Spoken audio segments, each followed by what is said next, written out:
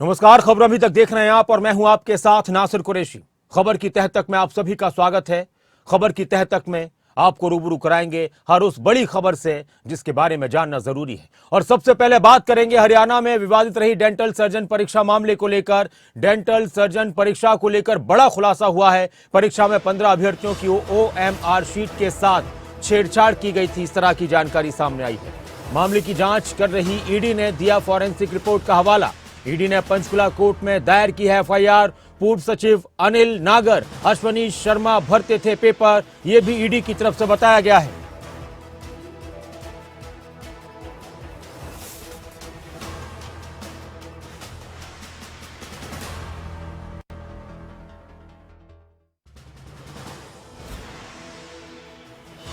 सबसे पहले तो बात करेंगे हरियाणा से आई इस बड़ी खबर पर। इसके अलावा फिर अलग अलग राज्यों की बड़ी खबरों पर भी हम अपने सहयोगियों के साथ बात करेंगे। इस वक्त मेरे साथ जितेंद्र चौधरी जुड़ चुके हैं, हमारे स्टेट हेड।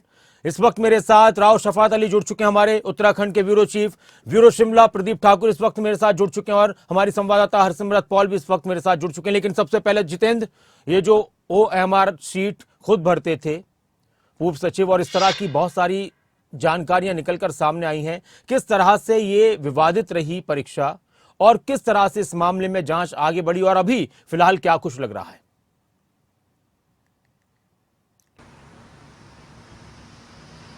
देखिए, बिल्कुल नासिर, ये जो पूरा मामला है डेंटल सर्जन की जो भर्ती थी उससे जुड़ा हुआ पूरा मामला है। और पूरे तौर पर ये मामला जो है सियासी तौर पर भी अगर हम बात करें तो सड़क से लेकर के विधानसभा तक इस पर पूरा हंगामा देखने के लिए मिला था। नवंबर 2021 का ये पूरा मामला है। एंटी करप्शन ब्यूरो को जब इसके बारे में जानकारी जो है वो दी गई थी कि जो OMR सीट है उनके साथ छेड़छाड़ करने को लेकर एवज जो है वो अश्विनी शर्मा और जो अनिल नागर, जो कि डिप्टी सेक्रेटरी थे HPSC के अंदर ही, उनकी तरफ से जो है मिलीभगत करके इसमें जो है छेड़छाड़ की जा रही है। इस पूरे मामले के अंदर करोड़ों रुपए जो है वो भी बरामद किए गए थे। एंटी करप्शन ब्यूरो की तरफ से इस मामले को उजागर किया गया था जैसे ही उन्हें इस मामले की शिकायत मिली थी। अब अगर हम बात करें, क्योंकि पैसे से जुड़ा हुआ मामला था, 3 करोड़ से भी अधिक मामले 3 करोड़ से भी अधिक रुपए जो है इसमें बरामद किए गए थे। ईडी इस पूरे मामले को लेकर के जांच कर रही थी। ईडी की तरफ से भी अब कोर्ट के अंदर ये बात कही गई है कि जो इस पूरे मामले के अंदर 15 OMR शीट जो है उनके फॉरेंसिक रिपोर्ट जो है वो कोर्ट के अंदर पेश की गई है, जिसमें बताया गया है कि उनके साथ छेड़छाड़ की गई थी। क्योंकि 24 जो रोल नंबर है वो अनिल नागर के पास से भी मिले थे और अश्विनी शर्मा के पास से भी 15 रोल नंबर मिले थे, जो कि मैच होते हुए नजर आए हैं। यानी इस पूरे मामले की तह तक अगर जाए तो ये साफ तौर से कहा जा सकता है कि इसमें जो मिलीभगत है वो 15 जो डेंटल सर्जन थे उनके जो रोल नंबर्स हैं, उनकी OMR शीट है, उसके अंदर छेड़छाड़ की बात जो है वो ईडी की तरफ से फॉरेंसिक रिपोर्ट के माध्यम से ये दावा किया गया है कि उनके साथ छेड़छाड़ की गई थी। जो जिस तरीके से गोला बनाने को लेकर के जो मार्क किया जाता है, उस मार्क में कहीं ना कहीं इस प्रकार की छेड़छाड़ जो है वो साफ तौर पर जाहिर हुई है। और अनिल नागर की तरफ से भी जिस प्रकार से OMR शीट्स को स्कैनिंग करने का जो पूरा प्रोसीजर जो किया जाता था, उसके अंदर भी कई ऐसे सवालिया निशान जो हैं वो लगते नजर आए हैं, जिन्हें कोर्ट के समक्ष पेश किया गया है। इस पूरे मामले में अगर हम बात करें तो विधानसभा के अंदर भी नेता प्रतिपक्ष भूपेंद्र हुड्डा की तरफ से इस पूरे मामले को जिस प्रकार से उठाया गया था और काफी ये कह सकते हैं कि सरकार को घेरने का प्रयास किया गया था, लेकिन सरकार का साफ तौर से ये कहना था कि अगर जो भी दोषी होगा वो पकड़ा जाएगा। इस पूरे मामले में ये भी देखने के लिए मिला था कि किस तरीके से 1 करोड़ से अधिक की राशि की जो अटैची है वो HPSC के दफ्तर से ही बरामद करने का पूरा मामला जो है वो सामने आया था। उसको लेकर के पूरी चेन जो है एंटी करप्शन ब्यूरो की तरफ से तैयार की गई थी, जिसके बाद ये पूरा मामला लाइट में आया था। और अब इस पूरे मामले में कहीं ना कहीं इस बात पर मोहर लगती नजर आ रही है कि जो रोल नंबर्स मिले थे, जो उनकी जब फोरेंसिक रिपोर्ट में जांच की गई है, तो वहाँ छेड़छाड़ की बात जो है वो साफ तौर पर सामने निकल करके आ रही है। जी जितेंद्र, आप बने रहें, आपसे कुछ और भी खबरों पर बात करेंगे। और अभी रुक करते हैं हिमाचल प्रदेश से एक अहम खबर की तरफ। स्टोन क्रशर्स पर लगाई गई रोक के मामले को लेकर एक अहम खबर। हिमाचल में महंगा हुआ रेत बजरी, पंजाब से आ रहे मटेरियल से हिमाचल के राजस्व को नुकसान हो रहा है। लोक निर्माण मंत्री PWD मंत्री विक्रमादित्य सिंह ने उद्योग मंत्री हर्षवर्धन चौहान को पत्र लिखा है। सड़कों का काम रुका हुआ है, निर्माण कार्य रुका हुआ है और इसके पीछे की क्या क्या वजह है, इस पर ज्यादा जानकारी के लिए, खबर की तह तक जाने के लिए प्रदीप ठाकुर हमारे साथ जुड़े हुए हमारे शिमला से। ब्यूरो प्रदीप, हिमाचल में रेत बजरी महंगा हो रहा है, निर्माण कार्यों पर असर पड़ रहा है, सड़कें जिनको लेकर कहा जा रहा है कि टॉरिंग का काम चल रहा है वो भी रुका हुआ है, तो इसको लेकर किस तरह से दो मंत्रियों के बीच में बातचीत चल रही है और क्या है पूरा मामला? बिल्कुल, देखिए, जब हिमाचल प्रदेश में प्राकृतिक आपदा आई थी तो उस वक्त एक बड़ा इशू ये उठा था कि जो नुकसान हुआ है नदी नालों में, उसकी एक वजह कहीं ना कहीं अवैध खनन भी है। और उस वक्त राज्य सरकार ने ये फैसला किया था कि जितने भी स्टोन क्रशर हैं वो आगामी के आदेशों तक बंद रहेंगे, यानी वो ना तो बजरी बना पाएंगे ना रेत बना पाएंगे। तो ऐसे में अभी भी जो स्टोन क्रशर्स हैं पूरे प्रदेश में इस वक्त बंद पड़े हुए हैं। लेकिन प्रदेश में जो निर्माण कार्य हैं, खासतौर पर अगर सड़कों की बात करें तो वो काम चला हुआ है और बहुत सारी सड़कें प्रदेश में प्रभावित हुई थी उस वक्त आपदा की वजह से। और उसमें अभी टारिंग होनी है, मेटलिंग होनी है और बर्फबारी से पहले कई ऐसे इलाके होते हैं जहां पर ये काम पूर्ण करना पड़ता है।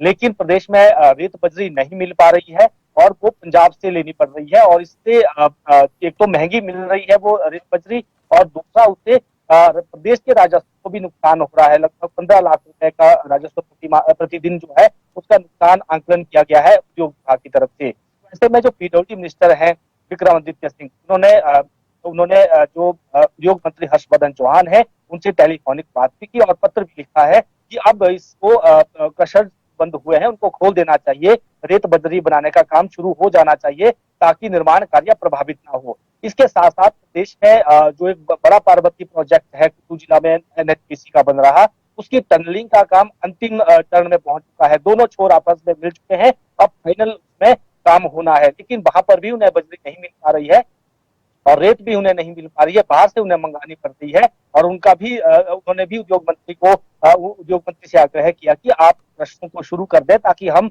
अपना काम जो है तेजी से चला सके, अन्यथा हमें हर दिन 1 करोड़ रुपए का नुकसान उठाना पड़ रहा है और पहले ही उस प्रोजेक्ट की कॉस्ट ज्यादा हो चुकी है। ऐसे में निर्माण कार्य जो आम लोगों के निर्माण कार्य है वो भी प्रदेश में प्रभावित हुए हैं और उसके साथ साथ जो सरकारी कामकाज हो रहा था जिसमें सड़कें खासतौर पर इस वक्त बननी है, उनका पुनरोद्धार होना है, उसके साथ साथ उनकी टारिंग होनी है, मेटलिंग की जानी है, उसमें रेत बजरी की बहुत ज्यादा जरूरत है। लेकिन इस बात का हवाला देते हुए क्रशर्स बंद किए गए थे कि जो अवैध खनन हो रहा है और वजह से नुकसान, नदी नाले जो है वो पिछली बार उफान पर आए थे आपदा के दौरान, तो ये वजह दी गई थी। तो अब आज मुख्यमंत्री शिमला लौट रहे हैं तो उद्योग मंत्री का कहना है, हर्षवर्धन चौहान का, कि हम इनसे, मुख्यमंत्री से भी मैं व्यक्तिगत तौर पर बातचीत करूंगा इस विषय को लेकर और अब हमें क्रशर्स खोल देने चाहिए ताकि निर्माण कार्य प्रभावित ना हो, क्योंकि बहुत ज्यादा काम प्रभावित हो चुका है। चाहे लोगों ने अपने घर बनाने हैं या किसी ने अपना नया घर बनाना है या फिर जो बिल्डिंग्स बन रही है, सड़कें बन रही है, जो प्रोजेक्ट हिमाचल प्रदेश में नेशनल जैसे एनएचपीसी प्रोजेक्ट्स हैं, राष्ट्रीय महत्व के प्रोजेक्ट्स हैं, तो ये इनके निर्माण कार्य चल रहे हैं तो ये प्रभावित हुए हैं। और इसके साथ साथ महंगे दामों पर यहाँ पर रेत बजरी बाहरी राज्यों से यहाँ पहुंच रही है तो उसका भी नुकसान हो गया, ब्लैक में भी पहुंच रही है, ऐसी बातें भी सामने आई हैं। जी हाँ, शुक्रिया प्रदीप इस पूरी जानकारी के लिए, बातचीत के लिए। और अब एक और अहम खबर, गुरुग्राम के दौरे पर आज मुख्यमंत्री मनोहर लाल हैं। गुरुग्राम में वाटिका चौक अंडरपास का उद्घाटन करेंगे और ज्यादा जानकारी के लिए मुख्यमंत्री के दौरे को लेकर और यहां पर क्या कुछ कार्यक्रम रहने वाले हैं उस पर बात करने के लिए जितेंद्र चौधरी भी हमारे साथ जुड़ेंगे। सूरजकुंड मेला परिसर में भी एक कार्यक्रम है, तो संक्षेप में जितेंद्र, मुख्यमंत्री के इस गुरुग्राम के दौरे के बारे में भी जानकारी दीजिए।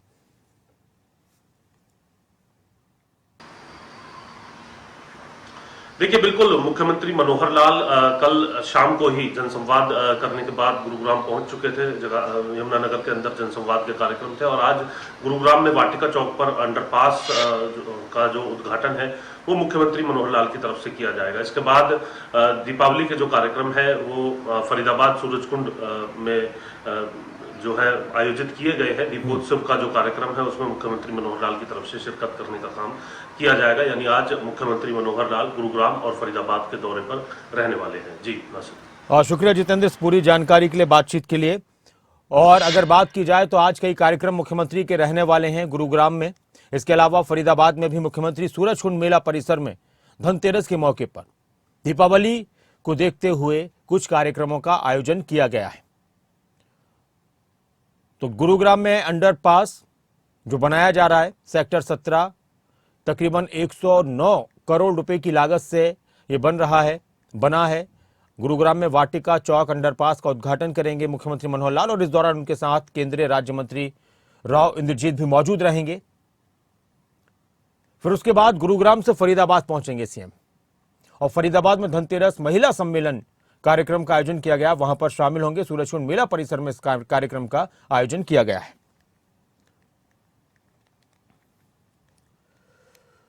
और अब एक बड़ी खबर जिसकी तह तक जाने की कोशिश करेंगे। देहरादून में एक बड़ी घटना हुई। ज्वेलर्स की शॉप पर करोड़ों रुपए की लूट की वारदात को अंजाम दिया गया। दिन दहाड़े सुबह सुबह करोड़ों लूट की वारदात के बाद पुलिस महकमे में हड़कंप मच गया। सीसीटीवी के आधार पर चोरों की, लुटेरों की तलाश शुरू हुई है। और बड़ी बात यहां पर यह है कि उस वक्त जब ये घटना देहरादून में हो रही थी, देश की राष्ट्रपति द्रौपदी मुर्मू उत्तराखंड में ही मौजूद थी। खबर की तह तक जाने के लिए मेरे साथ मेरे सहयोगी राव शफात अली इस वक्त जुड़ चुके हैं। राव, चौंक गए सब लोग देहरादून में सुबह सुबह, या फिर कह सकते हैं कि दिन दहाड़े इस तरह की बड़ी घटना से दिवाली के मौके पर क्या कुछ संदेश गया है इस घटना के बाद, और फिलहाल क्या कुछ जानकारियां निकलकर सामने आई हैं? नासिर कुरैशी, देखिए 9 नवंबर का दिन है क्योंकि राज्य स्थापना दिवस होता है और कल का जो दिन है वो पुलिस सुरक्षा व्यवस्था पर एक दाग की तरह रहा। और खास बात ये रही क्योंकि देश की जो राष्ट्रपति हैं द्रौपदी मुर्मू, वो 3 दिवसीय दौरे पर थी उत्तराखंड में और खासकर देहरादून में मौजूद थी। परेड की सलामी उस वक्त ले रही थी जिस वक्त ये घटना हुई और ये बहुत बड़ी घटना है। पुलिस को एक बड़ी चुनौती डकैतों ने दी है। उस इलाके में डकैती डाली गई है जो बहुत व्यस्त इलाका है, बहुत वीवीआईपी इलाका है। सचिवालय बहुत पास है, 200-250 मीटर की दूरी पर है। पुलिस हेडक्वार्टर वहां से 400-500 मीटर की दूरी पर है। डीएम आवास वहां पर है, कांग्रेस भवन है वहां पर। ये आप अंदाजा लगाइए कि कितना व्यस्त इलाका है। और यहाँ पर खुले आम दिन दहाड़े 9 नवंबर को 10 से 11 बजे के बीच की घटना बताई जा रही है। 5 से 6 जो अपराधी हैं, डकैत हैं, वो 18 से 20 लोगों को बंधक बनाते हैं और करोड़ों रुपए की लूट करके फरार हो जाते हैं। पुलिस को ये बहुत बड़ी चुनौती इसको माना जा रहा है। और सबसे बड़ी बात है कि अभी तक पुलिस के हाथ खाली हैं। अभी तक ना तो कोई गिरफ्तारी इस तरह की हुई है, ना कोई खुलासा हुआ है। हाँ, इतना जरूर है कि 2 बाइक बरामद की गई है नासिर जी। और ये बाइक बताई जा रही है पुलिस की ओर से कि उन्हीं बदमाशों की हैं जो चेकिंग अभियान में छोड़ करके किसी और वाहन से भागे होंगे। अच्छा। तो ये एक छोटी सी कामयाबी इसको कह सकते हैं, लेकिन बहुत जल्द दावा किया जा रहा है कि अपराधियों को पकड़ा जाएगा। और एसएसपी जो अजय सिंह है वो ये दावा कर रहे हैं कि बहुत जल्द जो अपराधी हैं वो पकड़ में आएंगे, सलाखों के पीछे होंगे, इस पूरी लूट का खुलासा होगा। लेकिन अभी हाल फिलहाल की, अभी तक की बात करें तो पुलिस के हाथ अभी तक खाली हैं, कोई बड़ी कामयाबी नहीं मिली है। और अंदरूनी तौर पर खबर यह है कि मुख्यमंत्री पुष्कर सिंह धामी बेहद नाराज हैं। अच्छा। पुलिस के इस सुरक्षा व्यवस्था पर जो सवाल उठे हैं और पहले से ही विपक्ष लॉ एंड ऑर्डर को लेकर के, कानून व्यवस्था को लेकर के सवाल उठाती रही है। दूसरी बात यह है नासिर कि अगर दूरस्थ के इलाके में लूट हो जाती है, हालांकि देखिए लूट डकैती सब एक ही जैसी होती है, लेकिन ऐसे इलाके में लूट होना, डकैती होना, 18 से 20 लोगों को बंधक बनाना और एक बड़े शोरूम पर जो रिलायंस एक ब्रांड माना जाता है वहां पर डकैती डाल करके आसानी से फरार हो जाना, तो ये पुलिस की जो सुरक्षा व्यवस्था है, जो लचर व्यवस्था है, उस पर सवालिया निशान खड़े करके गई है।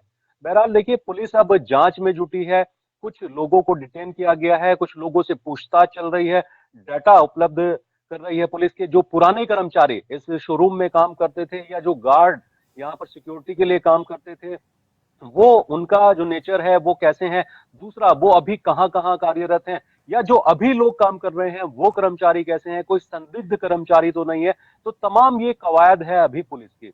लेकिन इस घटना ने सवाल खड़े किए हैं और थोड़ा सा उत्तराखंड में अगर कहें, खासकर राजधानी देहरादून में कहें कि पुलिस चप्पे चप्पे पर मौजूद होती है, लेकिन क्योंकि राष्ट्रपति यहां पर मौजूद थी, राज्य स्थापना दिवस था, तो पुलिस सुरक्षा व्यवस्था में लगी थी। और ये माना जा रहा है कि सुरक्षा व्यवस्था में पुलिस लगी थी और ये डकैतों को, अपराधियों को अच्छी तरह से पता था कि वो आसानी से अपना काम करके भाग सकते हैं। और यही वजह है कि इतनी बड़ी घटना को अंजाम देकर के बड़ी आसानी से जो डकैत हैं ये भागे हैं। राव शफात अली, शुक्रिया आपका इस पूरी खबर पर जानकारी के लिए, खबर की तह तक जाने के लिए। कुछ और भी खबरें होंगी उस पर भी आपसे बात करेंगे, लेकिन अब एक अहम खबर पंजाब से भी आ रही है। यहां पर लूट की वारदात को अंजाम दिया गया उत्तराखंड में, आप अंदाजा लगाइए, दिन दहाड़े तो पंजाब में एनआईए का बड़ा एक्शन देखने को मिला है। संपत्ति अर्जित करने का मामला एनआईए ने जब्त किए हैं 1,34,00,000 रुपए। अमृतपाल सिंह हैं, उनका कनेक्शन निकलकर सामने आ रहा है और राष्ट्रीय जांच एजेंसी एनआईए ने तरनतारन के रहने वाले अमृतपाल सिंह के खिलाफ अवैध रूप से संपत्ति अर्जित करने के मामले में बड़ी कार्रवाई की। क्या मामला है, किस तरह से ये कार्रवाई की गई है, क्या कुछ बरामद हुआ है और एनआईए की तरफ से इस मामले में अब तक और किस तरह के एक्शन लिए गए हैं, ये तमाम बातें आपको बताएंगे। लेकिन आपको बता दें कि ये मामला लगभग 102 किलो से ज्यादा हेरोइन बरामदगी का है और जब्ती से जुड़ा हुआ है। भारतीय सीमा शुल्क की टीम 24 अप्रैल 2022 और 26 अप्रैल 2022 को 700 करोड़ रुपए की हेरोइन जब्त की थी। यह अवैध हेरोइन की खेप अफगानिस्तान से 22 अप्रैल 2022 को अटारी अमृतसर चेक पोस्ट आईसीपी के माध्यम से भारत में आई थी। इस प्रतिबंधित सामान को मुलेठी की एक खेप में बड़ी चालाकी से छुपाया गया। शुरू में यह मामला भारतीय सीमा की अमृतसर यूनिट ने दर्ज किया था। ज्यादा जानकारी के लिए हरसिमरत पॉल इस वक्त हमारे साथ हैं। हरसिमरत, क्या है इस खबर की तह? हरसिमरत पॉल, किस तरह की कार्रवाई देखने को मिली है, क्या कुछ इसके अंदर बड़ा है, छिपा हुआ है? कार्रवाई देखने को जी नासिर जी, आपको बता दें कि पिछले कुछ दिनों से एनआईए की टीम जो है वो काफी एक्टिव चल रही थी। बहुत जगह पंजाब में और हरियाणा में, यहाँ तक कि पूरे देश की अगर मैं बात करूं तो कई राज्यों में जो है वो छापेमारी चल रही थी, क्योंकि कुछ संदिग्ध गतिविधियां जो है वो बताई जा रही थी, कहीं ड्रग्स मामले को लेकर के तो कहीं गैंगस्टर कनेक्शन जो है वो सामने आ रहा था। तो इसको देखते हुए एक बड़ी कार्रवाई जो है अब की गई है। फिलहाल आपको बताएं कि इसमें अमृतपाल सिंह का नाम आ रहा है, जो कि तरनतारन से है। बताया गया है कि उसकी 1,34,12,000 रुपए की संपत्ति जो है वो जब्त की गई है, क्योंकि उसका जो नाम था पिछले साल यानी कि 2022 की अगर मैं बात करूं तो अप्रैल महीने में दो जगह एक केस सामने आया था, जहां पर 700 करोड़ की हेरोइन जो है वो जब्त हुई थी। अफगानिस्तान से वो हेरोइन भेजी गई थी अमृतसर के रास्ते, और उस मामले में अब फिलहाल जो है तरनतारन के अमृतपाल के घर से जो है वो उसकी संपत्ति अटैच की गई है। वो संपत्ति तकरीबन 1,34,12,000 की बताई जा रही है। इस तरह की कार्रवाइयां जो है एनआईए पहले भी सामने लेके आता रहा है, और हाल फिलहाल जब से पंजाब सरकार सख्त हुई है तब से ये भी देखा जा रहा है कि अगर कोई तस्कर है, कोई ड्रग वो आगे बेचता है या गैंगस्टर है, तो उनकी जो प्रॉपर्टीज हैं वो पंजाब में अटैच की जा रही हैं। इसी को देखते हुए ये जो कार्रवाई है एनआईए की तरफ से की गई है पंजाब सरकार के साथ मिलकर, पंजाब पुलिस के साथ मिलकर, और जो संपत्ति है वो भी अटैच की गई है। जी शुक्रिया हरसिमरत इस पूरी जानकारी के लिए और बातचीत के लिए। एक और बात मैं आपसे पूछना चाहता हूं हरसिमरत पॉल, कि पंजाब में नशे की खेप को लेकर और नशे के कारोबार को लेकर जिस तरह की कार्रवाइयां की जाती हैं, क्या पंजाब में नशा अभी बढ़ रहा है या उस स्तर पर ही रहे या फिर कम हुआ है, क्या लगता है?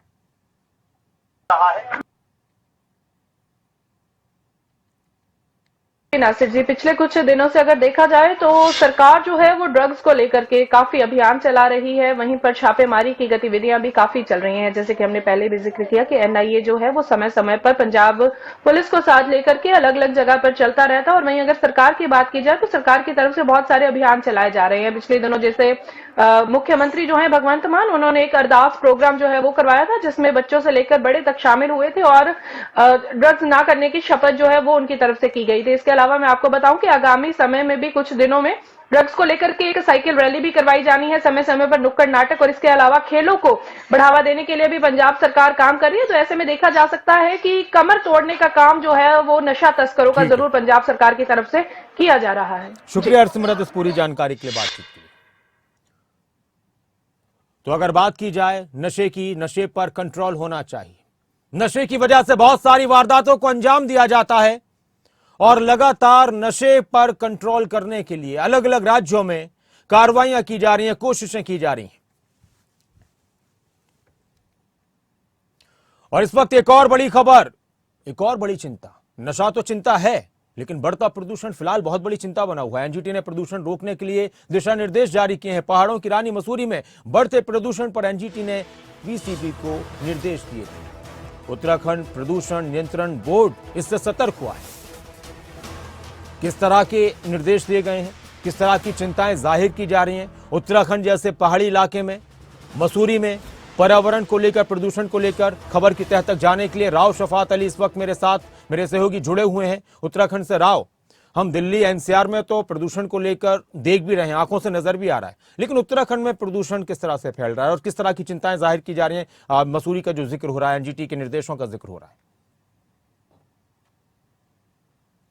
नासिर, देखिए, प्रदूषण एक वैश्विक समस्या है, लेकिन भारत और भारत के जो कुछ शहर हैं वो या तो बेहद प्रदूषित हो चुके हैं जी। या हो रहे हैं, होने वाले हैं। और क्योंकि हिल स्टेशन को अच्छा माना जाता था, बहुत प्रदूषण नहीं था, खासकर नैनीताल मसूरी की बात करें तो यहाँ पर्यटक रुक करते थे और देश विदेश के लोग यहाँ पर आते हैं। लेकिन अब ये समस्या जो प्रदूषण की है वो इन हिल स्टेशन को भी घेर रही है, यहाँ भी बढ़ रही है। एनजीटी ने देखिए दिशा निर्देश जारी किए थे कि प्रदूषण को रोका जाए, लेकिन जो पीसीबी है, पॉल्यूशन कंट्रोल बोर्ड है, उसकी लापरवाही का नतीजा है कि बहुत लंबे समय से नोटिस तो दिए जा रहे थे लेकिन कोई बड़ी कार्रवाई नहीं हो रही थी। लेकिन अब पीसीबी की आंख खुली है और पीसीबी ने बहुत सारे ऐसे होटल्स हैं जो अवैध तरीके से बने हुए हैं। हालांकि ये समस्या देखिए दूसरी है, क्योंकि बिना नक्शे के या अवैध तरीके से बहुत सारे जो होटल हैं वो संचालित हो रहे हैं, लेकिन इनसे जो प्रदूषण हो रहा है वो बड़ी समस्या बनता जा रहा है पहाड़ों की रानी के लिए, मसूरी के लिए। करीब ऐसे 60 से ज्यादा होटल्स हैं जो नोटिस जिनको दिया गया है, कुछ ऐसे होटल्स हैं जिनको बंद करने का नोटिस दिया गया है, कुछ ऐसे हैं जो मानकों के अनुसार नहीं थे, उनको मानक ठीक करने के लिए कहा गया है। लेकिन ये समस्या इतनी जल्दी हल होने वाली दिखाई नहीं देती है नासिर। मसूरी में जिस कदर रिजॉर्ट चल रहे हैं, होटल चल रहे हैं, होम स्टे चल रहे हैं और मानकों के अनुरूप ये सब नहीं चल रहे हैं।